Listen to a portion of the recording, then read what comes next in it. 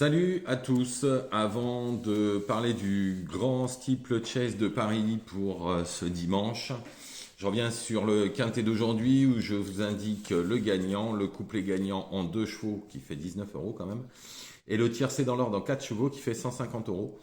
Bon, pour le quintet, dommage, il me manque le 2. Mais en 4 chevaux donner le tiercé, c'était pas mal pour 4 euros, 150 euros. Et il y a même des internautes qui m'ont dit qu'ils faisaient 330 euros dans l'ordre sur BetClick et sur The Turf. Chose incroyable. En tous les cas, bon, c'est une bonne journée pour le quintet, quoi qu'il arrive. Pour mes membres sur YouTube, j'en avais dit pendant le live tout à l'heure que je leur donnerais les dernières minutes ce soir. En fait, je vais leur donner demain matin. Comme j'ai fait ce matin vers 9h, vers 9h30, vous aurez toutes les infos pour Auteuil et pour le Croisé-la-Roche, parce que j'ai regardé le Croisé-la-Roche, c'est à 16h. Donc j'ai largement le temps demain et ce soir d'avoir quelques infos ou de regarder un peu mieux le papier. Donc il n'y a aucun problème, je ferai demain matin sur les coups de 9h30 pour Auteuil et pour le Croisé-la-Roche. Autre chose, aujourd'hui à Auteuil, on a vu que le terrain était pas lourd du tout, il est plutôt très souple. Donc on a eu pas mal de surprises, pas mal de chevaux qui n'ont pas fait leur course. Demain, on pourrait peut-être s'attendre à quelques surprises, faut voir. Mais du coup, ça change un petit peu la donne parce que le terrain est très très très roulant. En tout cas, pour ce quintet, grand steeple chase de Paris, le numéro 9, grand-oncle est non partant, 6000 mètres, ça va être une magnifique course, comme on a vu tout à l'heure pour la grande course de Haye.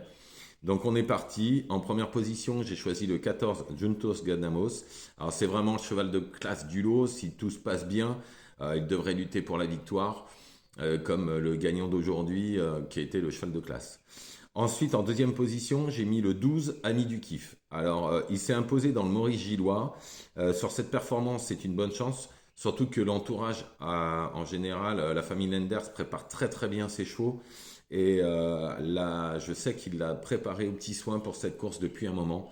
Donc, je pense qu'il devrait être dans les 4 premiers. Je l'ai mis deuxième au cas où il y a des petites défaillances, on ne sait jamais. Si on pouvait l'avoir encore dans l'ordre ce dimanche, ça serait pas mal. En troisième position, le 5 Grandiose. Alors, Luna Carberry n'a pas son pareil pour préparer ce genre de course, hein, on la connaît par cœur. Le terrain pas trop lourd va être un vrai atout pour Grandiose. Et normalement, ça devrait lutter pour les 3 premières places. En tout cas, l'entourage est extrêmement confiant. En quatrième position, j'ai choisi le 6 Grandeur Nature. Il a de sacrées lignes, c'est un vrai objectif pour l'entourage aussi. Vainqueur de la Jousselin, faudra compter avec. En cinquième position, j'ai choisi le 2 Gold Treat. Alors l'entourage est confiant, il a déjà couru avec les mêmes en faisant l'arrivée. Il a même fini troisième de Juntos Ganamos. Donc dans ces conditions, on est obligé de l'inclure dans un jeu. En sixième position, le 10 Gallipoli. Alors, il va donner un rythme d'enfer à la course parce qu'il va aller devant. Va-t-il réussir à faire les 6000 mètres? Parce que sur 4004, il garde toujours quelque chose avec les mêmes, hein.